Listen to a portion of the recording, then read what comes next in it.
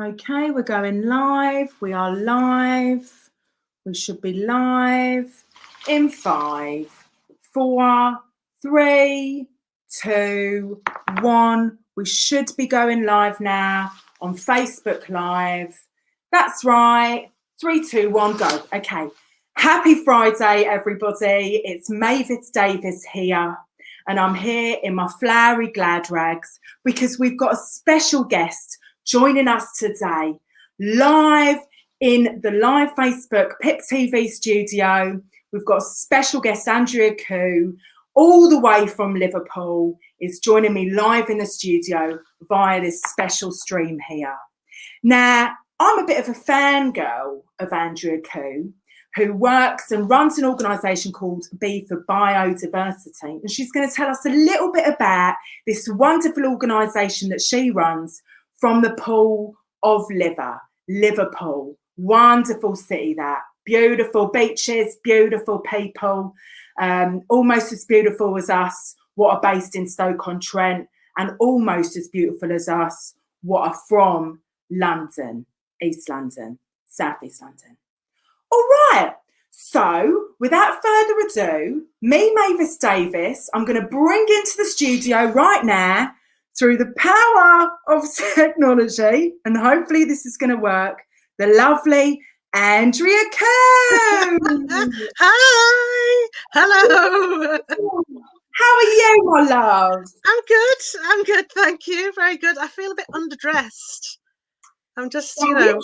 You always look fantastic. I'm doing a bit of a fangirl here because basically I just thought that I needed to wear totally appropriate flowery attire for my flower hero, art hero, bee hero, all the heroes. You know, you're a wonderful woman, Andrea, and it's lovely to have you on the show.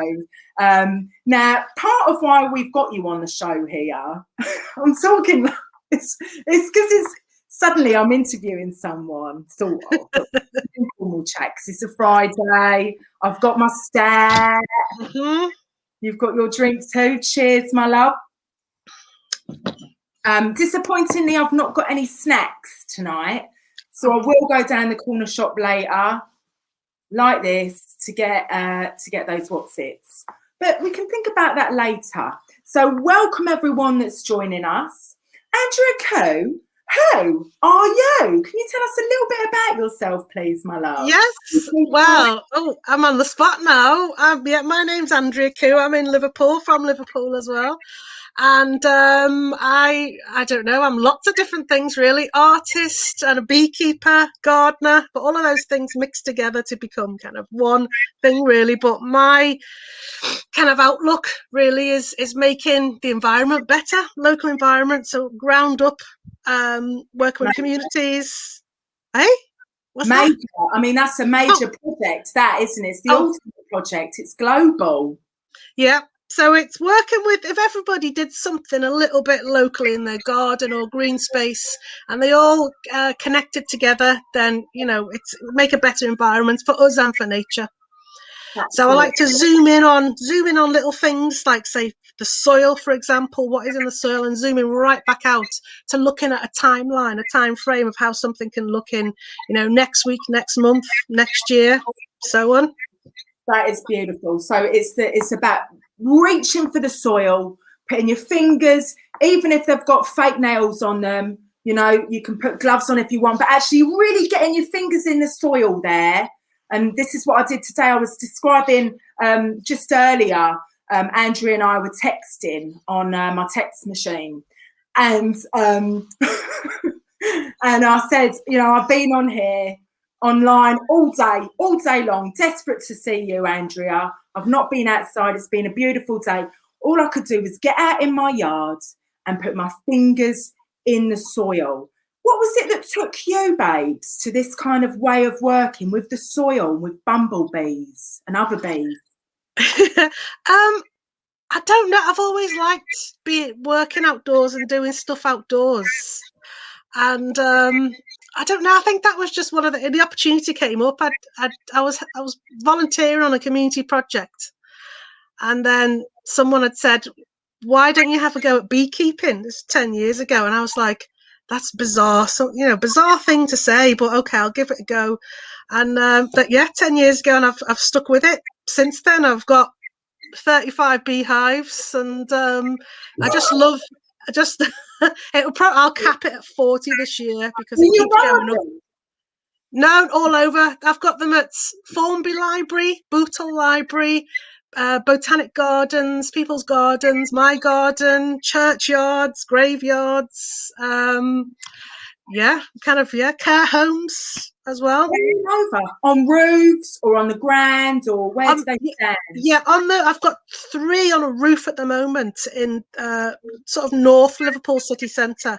That kind of the bees will fly over to Everton Park to the wildflowers there. That's the only one I've got on roofs there. The rest of them are all on the ground, low on the ground. Goodness me. I mean, I don't think anyone here, we've got a few people watching, everyone's heavily using the bumblebee emoji. Very imaginative audience here. We've got bumblebees, we've got the smiley face. That's lovely. So, and it'd be lovely if anyone wants to ask Andrea a question, pop them there in the chat here. The bee's knees, we've got Kes Aubrey here from Portland Street. Wonderful to have you out there. James York, lovely to see you. Kerry Francis, who's also the bookkeeper for the Portland Inn Project. So yeah, wonderful. No comments yet about the jealousy that these people must have for the amount of beehives that you keep. But it's an unusual pet, isn't it? A bumblebee. But actually, you were saying that there are 3 types of bee. I don't keep bumblebees. Oh. They're kind of, it's honeybees that live in the beehive. What's the difference? Well, 3 species of bees in the UK. The solitary, so they're the ones, they live by themselves, as the name suggests. There's bumblebees, so they do live in a collective group. Yeah. They live in the ground, or they can live in nest boxes or the eaves of people's houses. I'm a registered swarm collector, and 9 times out of 10 people say, I've got a swarm of bees, I've got a swarm of bees, and I'll go there, be bumblebees in someone's eaves or somewhere. And so you've got solitary, bumble, and the last one's honeybees. Right. So the honeybees are the ones that live in the beehives, and they're the only bees that make honey. They're actually the only insect that makes food that people can eat, or humans can eat. Wow. Which is honey. We love honey. And you make not you, the bees. What do the bees work for you? How do you describe this? Do they know that they're sort of employed by you to make honey that then, people get to then eat out in Liverpool and further afield? If they signed a contract with you, how does it work? Oh, that's a tough question. They've not signed a contract with me, so they're kind of, they're free to go. So when they go, that's a swarm. When they think, had enough, none of this now, don't want any more of this. We'll swarm. I'm going to go to Gibraltar with my gang, and we're going to bees over in Gibraltar. They usually go within about, quarter of a mile. So Liverpool. Liverpool. Maybe Gibraltar Road. Maybe, yeah. But I don't take off that much honey, because the bees, they make it all for them, because the honeybees don't hibernate. Bumblebees do, solitary bees do, or they'll die out, or any remaining will hibernate. But honeybees, they don't hibernate, so that's why they make so much honey through the summer, because that's their stores for winter, because honey is a carbohydrate, so it gives them the energy to keep each other warm through winter. Amazing. And also the pollen, what they collect, so this from various flowers and plants locally, that then makes the honey taste a bit different, does it? I heard on the honey grapevine. Kind. No, actually, no. I was trying to see if you were right, but no, it's not right. You do get pollen in your honey, a little bit, because they're just traces of it, and that's what people say. Eat local honey if you've got hay fever, because you got naturally ingesting it.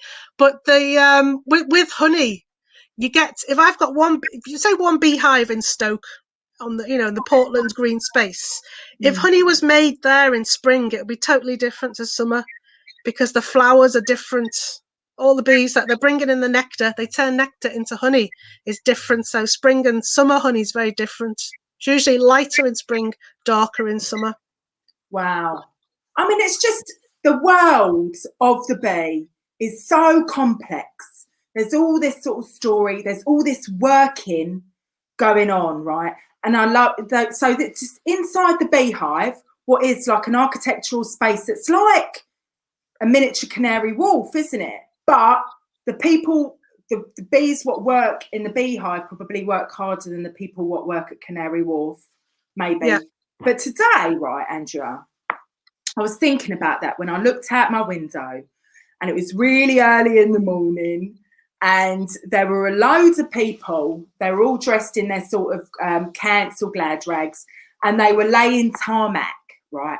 And then the tarmac was being pulled, and then one person was pulling something, and someone was going. It was like choreography, really beautiful, the way they were working together and dancing. You know, and I thought to myself, is that like what the working is like in the beehive? Is that maybe if we were to take a little peephole into that beehive, what would we see? Well, there's three castes of bees. You got your queen. Yeah. So all she does is lay eggs. She's just an egg laying machine. Lays eggs. Everyone thinks that she's in charge, but she's, they're all in charge. She doesn't lead anything. She doesn't direct. She's with it, in the thick of it with all the rest of them. So there's a queen. Then you've got workers. Yes. So they that kind of, the job title gives it away. All they do is work. They're all female. Yes. And the males, they're called drones. Yeah. And the only kind of thing they know, and this is for millions of years, they know what to do is to mate with a virgin queen from another hive. That's all they know what to do. They don't know anything else. And once they've mated, they die, because their top bit falls out the sky, the bottom bit is stuck to the queen and all the other bits, and then flies back. Yeah, he's dead. That's the only. So any drones, any male bees that don't go out get mated, they come back to the hive and they think, try again tomorrow. Yeah, but the one thing they live for, the one thing they want, could kill them. What an existence. Yeah, that's yeah. The only thing they know what to do is to mate with a virgin queen from another hive. Wow. So there's a metaphor here, isn't there? Like the beehive being a bit like a pub, would you say? Yeah. I'd say, yeah, definitely. The queen is the landlady who's running the joint, but really democratically, maybe having a few drinks, just chilling out. Everyone's sort of working around.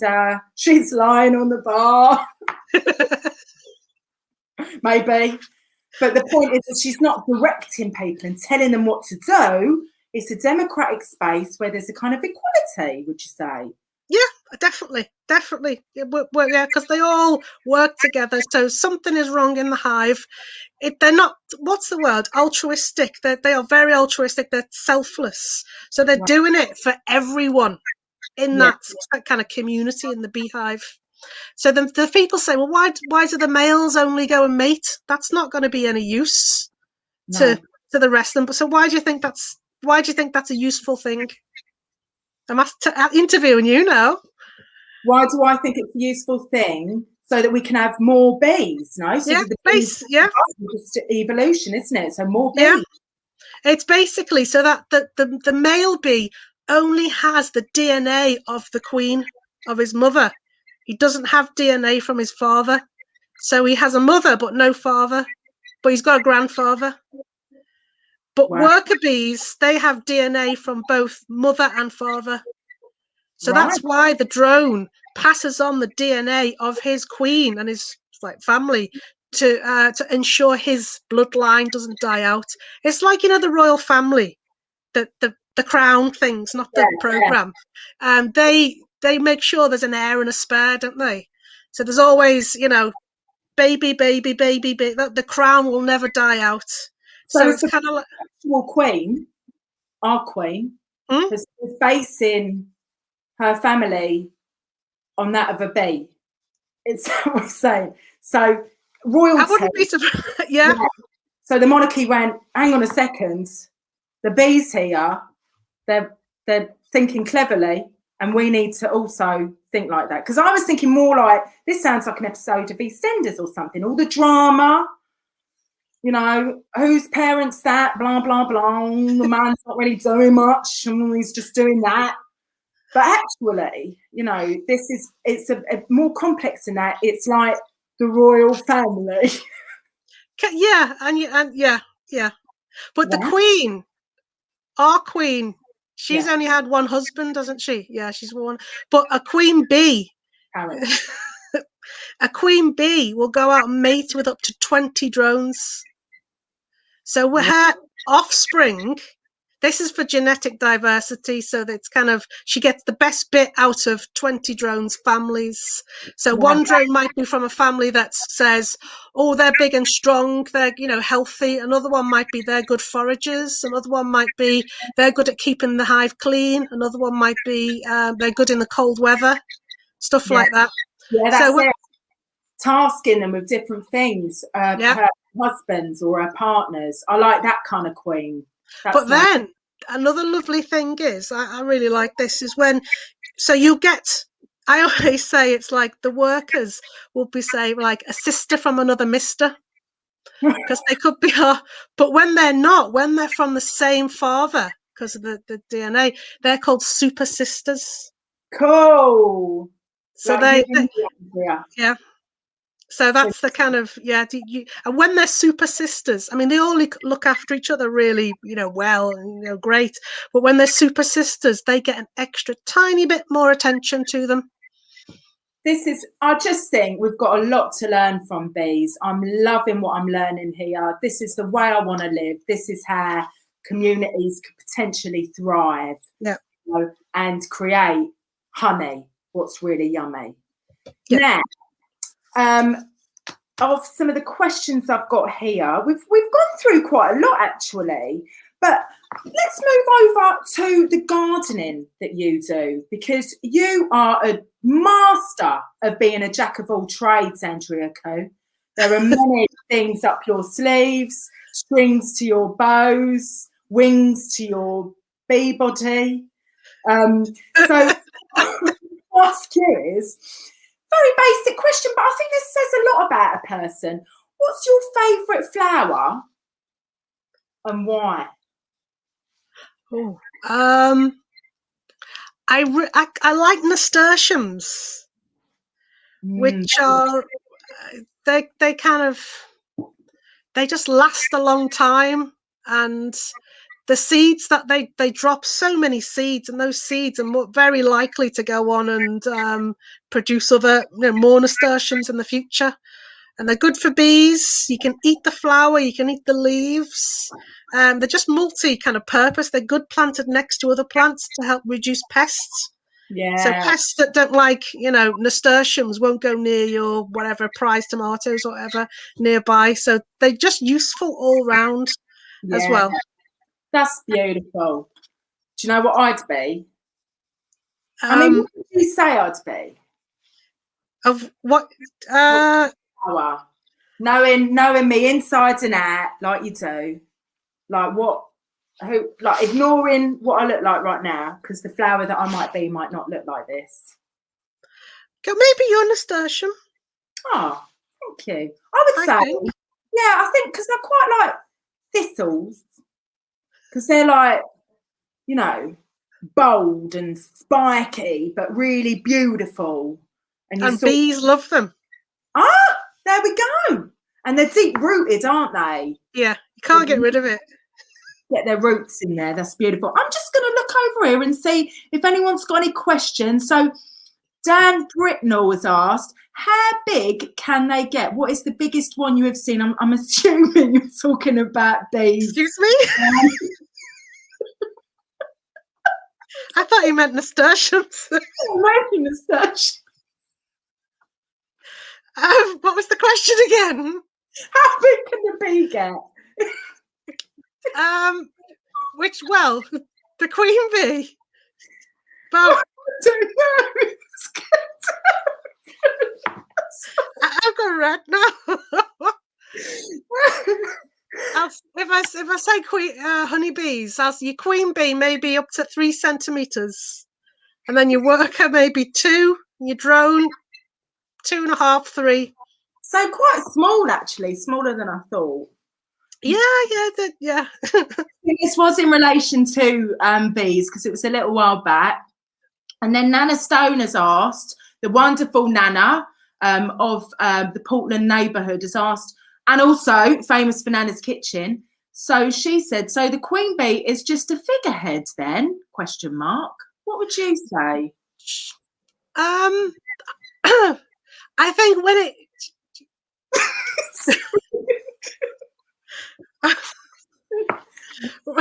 when you're looking inside a beehive and you think, okay, I've got to make sure this hive is healthy. The one thing that you're looking for is the sign of a healthy queen. So if you don't see the queen, it doesn't matter, because if there's eggs in the hive, then you know that that's the queen's there and she's healthy. Okay. So in terms of it being figurehead, then probably, in that way that you've got to make sure she is there. Because if the queen dies or something happens to her, she's dead, she's not there, then the colony probably will collapse. Yes. Right. Okay. So I hope that answers your question, Nana. She's also asked, how old do they get? Queen bees can live up to 5 years, which is quite a long time. Worker bees, because they work themselves to death, literally. I think that's where the phrase comes from, work yourself to death. Is that a phrase? Anyway, it's a... I feel like I've experienced it once or two times in my life. Yes. Worker bees in summer can live up to 6 weeks. But worker bees in winter, there's less work for them to do. So they stay kind of young, so they can live up to 6 months. But drones, if they go out and get mated, they can live up to 2 weeks. Oh, but then if they don't mate, they can live up to 4 or 5 months. That's great. Because I never said before, because the drone bees, they don't do any work in the beehive. And the workers will think, well, winter's coming, we need to kind of keep the place clean and tidy and each other's fed. So you're no longer needed now. There's no virgin queens. Right. So what they do, they drag the drone out, chew some of his wings and legs off, and throw him out the hive. So he can't fly back in and he can't crawl back in. And he doesn't defend himself because that's a work role. So he doesn't do that. So the wasps eat him. That is pretty harsh, isn't it? It's just how it is. It's, booting them out of the pub, isn't it? And that's that. Yeah. So yeah, Kerry Francis has said that's brutal, and yeah. So and Rowan asks. So Rowan from the Portland neighbourhood has asked, "What's your favourite type of bee, Andrea?" Oh, I actually quite like solitary bees. I'm doing a bit more research on them this year. I'm going to get a solitary observation, solitary sort of not a hive, but because they live in solitary, but kind of unit, so I can see what they're doing in there, because they're kind of the unsung heroes, really, the solitary bees. And they do a lot of pollination as well, because they're not collecting so much like honeybees. They collect a lot and they drop loads. So they drop loads and loads, and that helps with pollination. So pollination in the nation is when they're like picking up a bit of pollen, and then when they're flying, it's falling off, and so they're sort of spreading the seeds. Yeah, pollen is I'll just be careful because there might be children in the room, but pollen is like the male bits of a man that are needed to make babies, sort of thing. Yeah. Can I say sperm? Yeah. Okay. Pollen is like flower sperm, and that gets taken to the female parts of the flowers. So some flowers are male, some are female, or some plants, trees, some are male, some are female. So the male parts of the flower go to the female part, and that's what produces pollination, and that's what produces fruit. And then from that fruit is the seed. So the seed's like a baby, or So is that why I've got loads of weeds in my yard? Now, there's a lot of weeds in my yard. there's that, isn't it? I mean, to be honest, lots of the weeds are quite beautiful, so I do leave them there. You know, what are your thoughts on that, actually, Andrea? I Weeds, think flowers, plants. Do you with discriminate? no, I don't use weed killer or anything, that will get into the system, into the soil system and affect, loads of other insects and creatures along the line.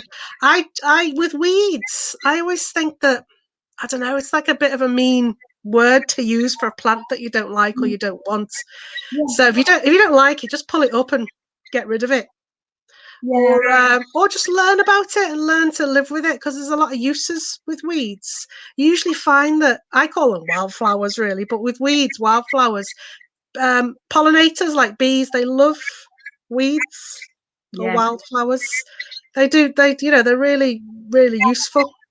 There we Just go. look at them have a different perspective on them, and you'll kind of appreciate them a bit more then. But Yeah. then if you still don't like them, just pull them up, get rid of them.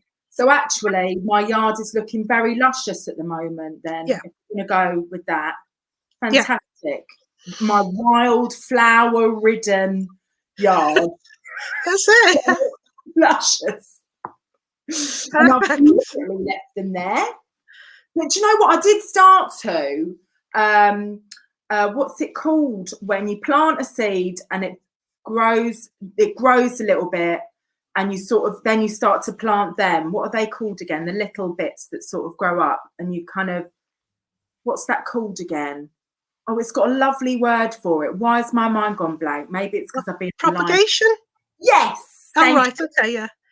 Propagation in the Yep. nation, like pollination, but propagation. Accidentally last year, I did start propagating some weeds, wildflowers, and so I was putting them in big pots and giving them their platform, and then they grow, and I go, I'm pretty sure that's the weeds and not what I thought it was. So I put a lot of time and energy into propagating weeds. But this time of year is that kind of time, isn't it? That we're starting to plant some seeds, bulbs are coming up. What might people be seeing right now in their yards, and what might they be able to sort of plant right now in their yards and gardens? At the moment now, you'll probably see a lot of crocuses coming up. Bees love them as well. Daffodils, maybe a bit Yes. early for some people. Depends how warm or cold your garden is as well. If it's, if it gets a lot of sun, or if it doesn't get a lot of sun. Hyacinths will Yeah. probably be in full flower now as well. They're the purple ones that are quiet. Yeah, they're kind of like Marge Simpson's hair, but Yeah. flowers. Yes. Yeah. Yeah. And then your snowdrops be coming out. Wild garlic will start coming out maybe in a month. Delicious. Yeah, or ramsons as they're called. Right. Stuff you can plant now. You can plant bulbs for summer, so your summer flowering bulbs. If you've got wildflowers or your weeds, but wildflowers, start planting those now as well. Lovely. But things like beans and peas, some varieties of them you can plant now as well. Amazing. So there's loads of ideas there that we could be planting, and also thoughts, things that might be growing already in our yards or our gardens or on our balconies. Yeah. Now, just a final sort of thing, right? Because Andrea, part of why I'm talking to you right now on this beautiful Friday evening that's been such a pleasure is because you are a wonderful woman who is just totally talented with all of these things. And it's wonderful for you to share that with us. Thank you so much. Also, we just wanted to talk a little bit about the project you're going to be doing with the Pollen project. That's right, in Stoke. Yes, starting tomorrow. I'll be doing that first session. I came up with an idea of 100-year plan. Yes. Because it might sound like, oh my God, 100 years, that's, I won't be alive then, or, well, we might be, I don't know. But thinking about what we can do now, just like how the bees work, what we can do now collectively to ensure, I suppose, like a community bloodline or your green space bloodline doesn't die out, so it's always going to be there. So all the interventions or anything that we can do now together in the next days, weeks, months, kind of add towards that 100-year plan. Yeah. So whether that's planting a tree, if we planted a tree now, say or like a seed of a tree now, when it gets to in 100 years' time, that could be a half or a third of that tree's lifetime. So that will outlive, loads and loads of things going on. It'll see community after community. So working with community to kind of, I don't know, realise what has happened in the previous 100 years around Portland Street and Century Street, which is very apt name. Has written in the chat, a century on Century Street. Really exquisitely, accidental, but actually it's a serendipitous moment, this, isn't it? A century on Century Street, where we're going to be partly doing the project. It's going to be across the Portland Street neighbourhood, isn't it? Mm-hmm. But you're looking at what has worked in the last 100 years in the community with the green spaces, because Portland Street itself, I think it goes back like 140, 150 years at least. Wow. And some of the roads as well, like Denby Street and some of the others, are very, very old. So looking at what was that like then and how we can, what we can do now to ensure a really good, healthy community space for people and for nature. Beautiful. So perhaps creating a culture, a green culture within the community from the start of the project. That it's really exciting because there's already a sort of, like, last year and years before that, people have been really kind of making total oases in little utopias in our yards. So now we're also kind of thinking about those yard spaces as well, aren't we, Andrea? Mm-hmm. So as much about the green space and outside as it is these important spaces that we've got at the back of our houses right now, that are actually, now that the sun's coming out too, I mean, it's just an extension, isn't it, of the house, and it's another like living room where we can be friends with those wildflowers and whatever other things come passing through, crows, magpies, funny looking cats.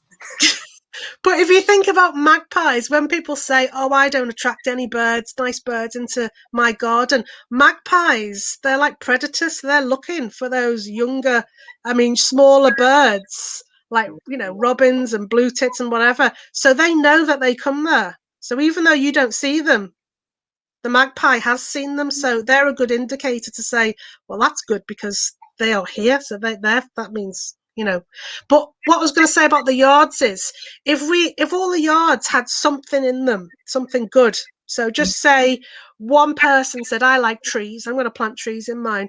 Next door says, I like wildflowers, weeds, whichever.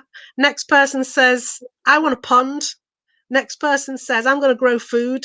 Next person says, I can't be bothered, just do what it wants.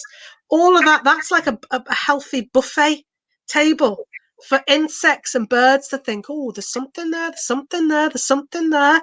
So it creates this wildflower corridor, really healthy corridor. And if you've got back-to-back yards, that doubles up that buffet table. So that, attracts so much more. And then connect that to your green space. Then you're just going to have, like, you'll just hear birds, bees, loads of nature and everything, and you won't even notice your crows or your magpies or your wildcats. I like the wildcats and the crows and magpies. Okay, you'll still notice them then. I've got a wildcat. This is just so, and I love the idea of our backyards being a buffet. I mean, that is just beautiful because you can have all of these. You can have your sausage rolls, you can have your chicken nuggets, you can have your salad, you can have your chips, you can have your pies, but all of it together is a buffet. And that's what makes an exquisite buffet, is all those differences in all those different tastes. I love that. I'm so excited that we get to work with you on the Portland In project. I'm just going to say thank you so much, Andrea Koo. Thank you. such a pleasurable Friday to start the weekend with you. And we'll just cheers everybody out there. Happy Friday. Have a wonderful weekend. And I'll look forward to seeing you, Andrea, tomorrow. So if there's any neighbours out there that haven't signed up yet, please just message us on Facebook and you can get a link to join us in that lovely introductory workshop tomorrow at 2 p.m. with the world famous Andrea. And otherwise, I'll see you all next Friday, probably not in this beautiful costume, but in another beautiful costume. Thanks, Andrea. Thanks, everybody. Bye. Bye. Bye. Bye. We can stay on, Andrea. Oh.